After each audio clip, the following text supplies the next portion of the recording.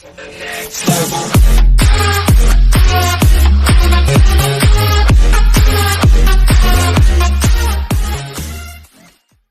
race, why Wimbledon stars Serena Williams and Roger Federer are still slaying in their late 30s.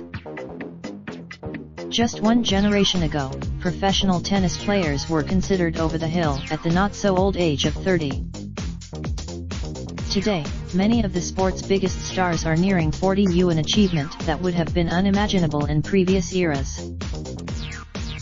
These players are playing for records that we never thought could get broken, says Lindsay Davenport, 43, a triple Grand Slam winner, won each at Wimbledon, the US Open and the Australian Open. She joined fellow when Davenport and Courier were ranked number 1 in the 1990s and early 2000s, retirement age rarely extended past 30.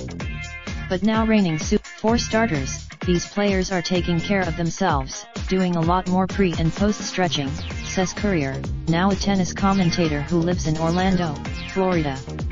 They have a lot more. Another key reason, there are more financial incentives, he adds.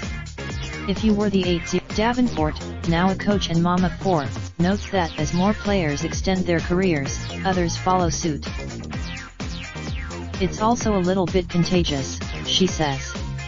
I think it resonates. Of course, with age comes an increased risk of injury, something Serena has battled in recent seasons. It's natural when I'd be waking up in the morning in London to buy USA yesterday, he jokes. You were detached. As a result of all those factors, we're the better for it as fans of the sport, says Courier. We get to see play, adds Davenport. Serena is scratching and clawing for 24. Every Grand Slam.